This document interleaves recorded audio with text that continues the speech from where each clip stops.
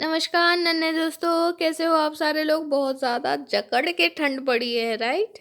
और अभी मैं श्योर हूँ कि आप लोग रजाई को भी जकड़ के रखे हो। सही है भाई। तो अभी स्कूल है तो कल या छुट्टी है, अभी एग्ज़ाम हो गई है इसीलिए छुट्टी है, पता नहीं। अगर स्कूल है तो भाई जाना तो पड़ेगा, तो सो जाओ। और मतलब लेटे लेटे चलो एक रूप कथा की कहानी आज सुन लेते हैं, और तब तक ज़रूर मैं जानती हूँ कि नींद भी आ जाएगी, है ना।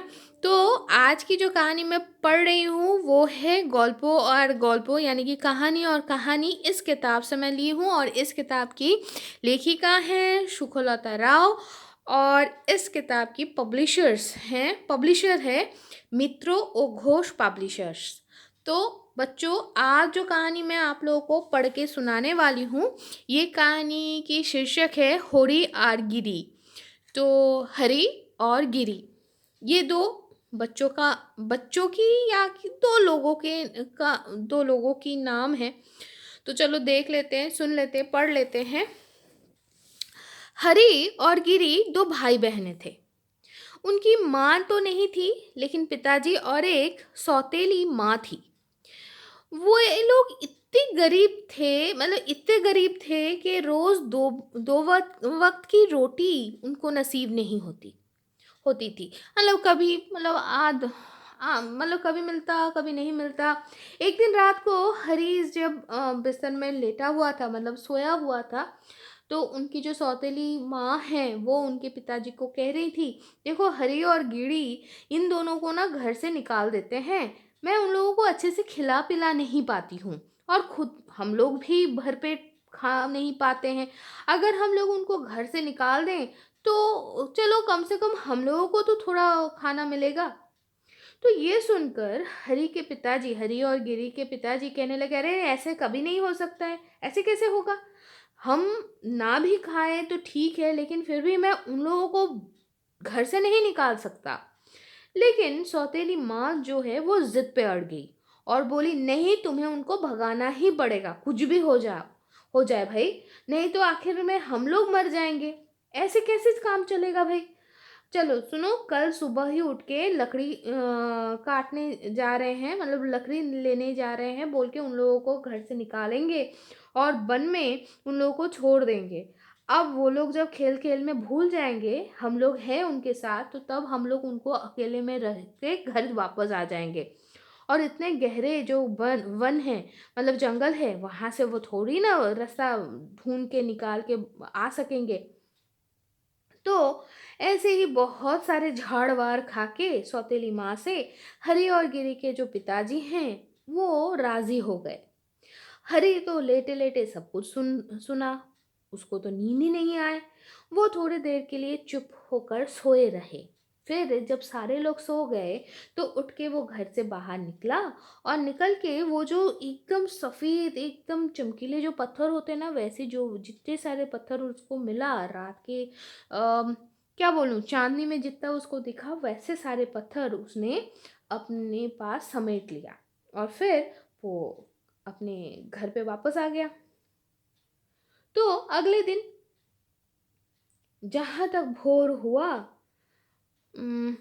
हुई तो सौतेली माँ जो है उन दोनों को उठा दी। बोली, उठ उठ, चल जंगल में लकड़ी लेने जाना है। सुनो, सुन, शाम के समय ही हम लोग वापस आ पाएंगे, मेरे पास और कुछ है नहीं, ये दो रोटी है, ये दोनों ही तुम लोग खा पी के, मतलब खा के अपना जो भी भूख मिटाई हो, ठीक है। बोलकर दोनों को दो रोटी दे दी, और फिर सारे लोग मिलकर जंगल में चले लकड़ी लेने। हरी चल रहा है, लेकिन वो बार बार थोड़ा सा पीछे रह रहा था। तो पिताजी उसका पूछे उनसे, हरी क्या कर रहा है, इतना पीछे क्यों रह जा रहा है तू इतना। तो हरी बोला, बापूजी, वो जो खिड़की है ना उसके ऊपर देखो, एक छोटी सी बिल्ली है, तो वो बैठी हुई है ना, तो वही देख रहा हूँ मैं। तो उसके बापू ने उसको धमकाया, है, बिल्ली के बच्चे को नहीं देखने का है, ठीक है, चल जल्दी चल। तो सही मायने में कोई बिल्ली विल्ली नहीं थी वहां पर। असल में हुआ क्या है, हरि ने जो सफेद जो पत्थर समेटा था ना, वो ही वो एक एक करके रास्ते में वो डालते हुए आ रहा था। तो जंगल में जाकर हरि और गिरी को एक जगह पे उनके माता पिता बैठा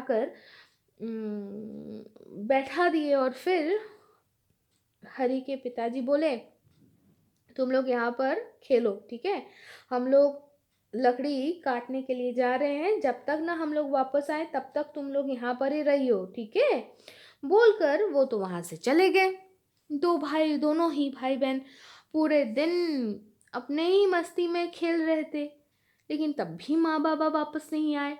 शाम होने को हो गया, शाम हो भी गया, बहुत जोरों का भूख भी लग गए हैं, नींद भी आ रही थी, लेकिन तब भी जब माँ और बाबूजी नहीं आए तो हरि को तो समझ में आ गया, भैया जो हम सोचे थे, जो हम सुने थे वो सही था। अब गिरी तो छोटी है, वो तो डर के मारे चिल्ला चिल्ला के रोने लग गई।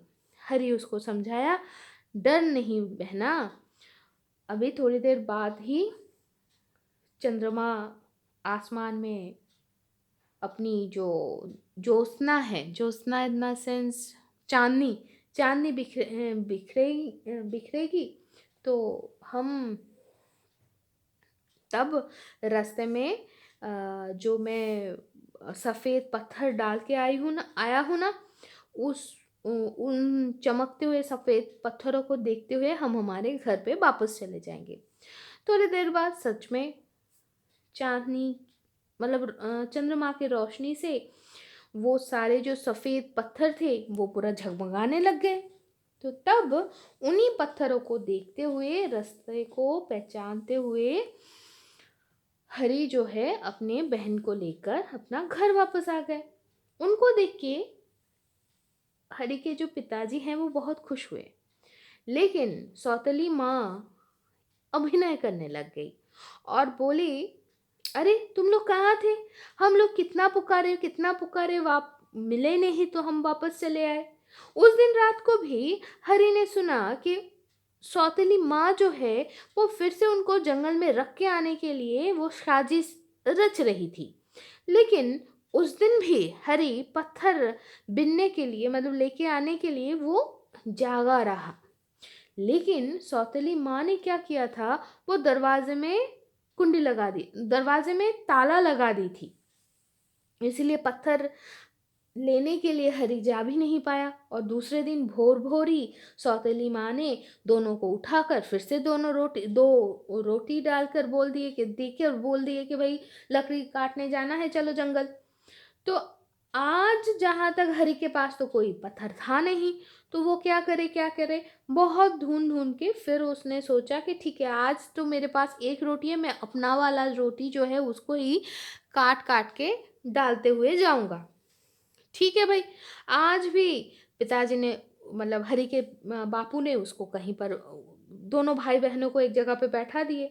फिर वो लोग पूरे दिन भर खेलते रहे। एक जो रोटी बची थी उसी को दोनों भाई बहनों ने मिल बांट के खा लिए।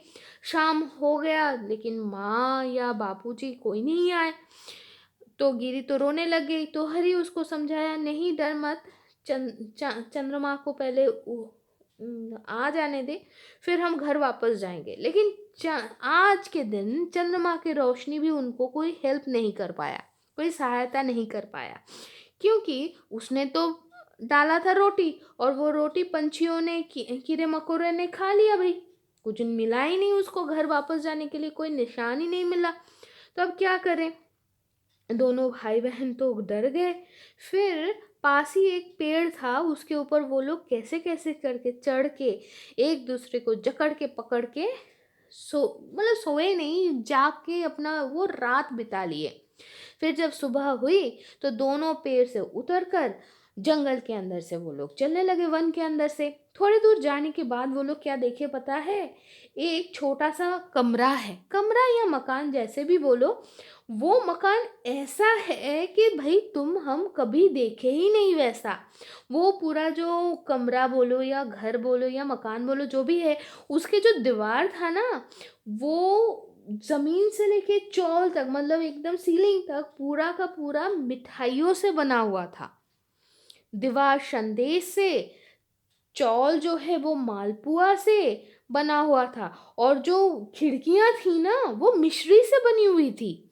अरे इतना मजेदार है ना। तो हरी और गिरी तो सिर्फ हंस रहे और नाच रहे थे, और दोनों हाथों से जो मिठाई है ना वो सिर्फ मुंह में डाल रहे थे। इतना खुश हो गया, और भूख भी लगी थी ना, पूरे रात भर तो कुछ खाए नहीं थे। तो अचानक से झा करके दरवाजा खुला, और एक बहुत भयंकर सी एक बुढ़ी निकल कर चिल्लाने लगी, कौन है रे, मेरा घर तोड़ रहा है, कौन हो तुम लोग हैं? तो वो जो दादी है वो तो एवे वेवे दादी नहीं है, वो तो एक राक्षसी है। मैं धीरे से बोलूं तुम लोगों को, वो इतनी बुढ़ी हो गई, इतनी बुजुर्ग हो गई कि उसके सारे दांत ना हिलने लग गए हैं। तो इसीलिए अभी और वो कोई सख्त वाला मांस चबा के नहीं खा पाती, इसलिए सिर्फ छोटे छोटे नन्हे नन्हे बच्चों को पकड़ के खाती है वो। सावधान रहियो। तो उन लोगों को अब उन्हीं कोई भी नन्हे बच्चों को ऐसे ही फुसला के लेके आने के लिए ही वो जो दादी है, राक्षसी दादी जो है, वो मिठाई से वो कमरा या मकान बनाए थे जंगल के अंदर। तो अच्छा ये देखो, दोनों भाई बहन खा रहे हैं दीवार से चुन चुन के मिठाई, और ये है हमारे राक्षसी दादी। तो चलो आगे बढ़ते हैं, फिर क्या हुआ। तो वो जो दादी को देखकर हरी और गिरी तो अचानक से देखे तो वो लोग डर गए, और दोनों ही रो पड़े। तो दादी उनको बहुत मीठी मीठे बोलों से बोले, अरे अरे अरे रो क्यों रहे हो, आओ आओ मेरे साथ मेरे घर पे आओ आओ। देखो मैं तुम लोगों के लिए कितने सारे खाने का सामग्री रखी हूँ, कितना सुंदर बिछौना है, सो भी सकते हो, आओ आओ देखो देखो। तो ये लोगों को तो कुछ अता पता था नहीं कि भैया ये जो दादी है ये एवे दादी नहीं है, ये राक्षसी दादी है। और इसीलिए उनके बातों में ये लोग आ गए, और उसके साथ वो लोग चलने लगे।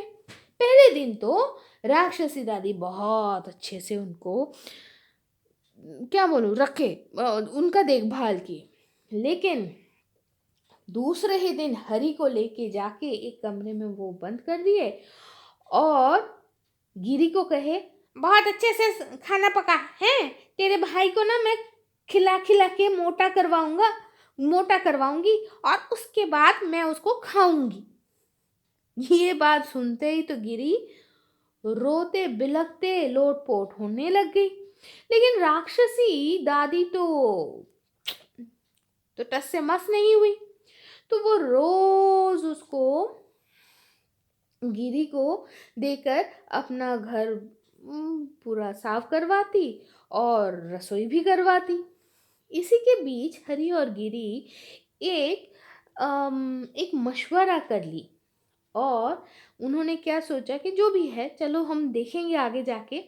हरी को जिस कमरे में बंद करके रखी थी ना वो राक्षसी दादी, उसके उस कमरे में ना कोई खिड़की थी ना कोई दरवाज़ा, सारे बंद थे, सिर्फ एक छोटे से छेद थी। उस छेद के अंदर से खाना दिया जाता था हरी को। राक्षसी दादी हर रोज आती, और उस छेद के सामने खड़े होके वो पूछती, दिखा तो दिखा तो कितना मोटा हुआ है, तेरा उंगली निकाली इस छेद से। तो हरी क्या करता था पता है, वो अपने उंगलियों को ना डालकर वहां से एक हड्डी को निकाल देता था। तो ये जो बुरी मतलब क्या बोले, ये जो राक्षसी दादी थी वो इतने अच्छे से आंखों से नहीं देख पाती थी। तो इसीलिए वो उस हड्डी को ही दबा दबा कर सोचती, अरे ये क्या है, और फिर बोलती, अरे अभी भी इतना पतला है, और कितना सख्त है भाई। ऐसे ही हर रोज राक्षसी दादी उंगली समझकर हड्डी को दबा दुबो के चले जाए। आखिर में एक दिन उनका धैर्य का बांध टूट ही गया और वो गुस्से में आकर कहने लगी, इतने दिनों से इतना खिला रहा हूँ, इतना खिला रही हूँ भाई, इतना खिला रही हूँ, तब भी हाँ, छोड़, आज तो मैं तुझे खाकर ही छोड़ूंगी, कुछ भी हो जाए। तो फिर और क्या, उन्होंने गिरी को बुलाकर बोले, चूल्हा जला है और एक कढ़ाई में तेल गरम करना शुरू कर, आज तेरे भाई को ना मैं तल कर ही खा जाऊंगी पूरा का पूरा। गिरी अब क्या करे, चूल्हा तैयार की, फिर उसके ऊपर एक बड़े से कढ़ाई में तेल भी डाल दी। देखते ही देखते वो जो कढ़ाई का जो तेल है वो खौलने लग गया। राक्षसी दादी गिरी को बुलाकर पूछने लगी, क्यों, तेल हुई कि नहीं गरम? तो गिरी बोली, मुझे नहीं पता, कैसे देखते हैं, तुम ही आकर देख के जाओ ना। तो ये सुनकर राक्षसी जो दादी हैं वो खुद ही देखने के लिए गए। जहाँ तक वो थोड़े से झुके, तेल गरम हुई है या नहीं, खौल रही है या नहीं, वो देखने के लिए पीछे से गिरी ने 1 2 3 स्टार्ट बोलकर इतने जोरों के उनको धक्का दी कि दादी हिच करके ही उस खौलते हुए तेल के अंदर चली गई और तुरंत ही वो एकदम मछली फ्राई की तरह फ्राई होके निकल गई। और इस सारे तामझाम में जब तक राक्षसी दादी फ्राई हो रही थी, जैसे फिश फ्राई होती है, पनीर फ्राई होती है, आलू फ्राई, फ्रेंच फ्राई होती है, वैसे ही राक्षसी दादी फ्राई जब हो रही थी, मतलब बन रही थी, तब तक गिरी अपने भैया को खोल दी। तो दोनों मिलके फिर उस राक्षसी दादी के घर पे हीरा माणिक जो भी थे वो सारे, उनका संदूक वंदूक सारे खोल कर जितना ले सकते थे सारे एक पोटली में बांध के अपने साथ लेके, अब सही में वो टस से मस कर सकते थे क्या, बहुत मुश्किल हुई भैया, लेकिन जैसे तैसे वो करके अपने घर वापस गए। और इतने धन संपत्ति देखकर पहले तो मतलब उनकी जो सौतेली माँ है ना, जो गरीबी के कारण उनको छोड़ने के लिए सोच रही थी या छोड़ के आ रही थी, वो भी खुश हो गई और फिर चारों मिलके खुशी खुशी अपना दिन बिताने लग गए। तो नन्हे बच्चों, आज की ये जो कहानी है यहाँ पर ही ख़त्म होती है, लेकिन इस कहानी से हमने क्या सीखा? अगर हमें कोई चीज़ पूरी की पूरी नहीं पता होती है तो हमें असुविधा भी हो सकती है। जैसे हरी को पता नहीं था कि वो जो ब्रेड के टुकड़े, रोटियों के जो टुकड़े वो फेंक रहा था वो पंछी भी खा जाएंगे, तो इसीलिए वो घर वापस नहीं जा पाया। फिर दूसरा है कि थोड़ा सा असावधान हो गई थी, है ना, वो जो राक्षसी दादी, इसीलिए राक्षसी दादी फ्राई हो गई।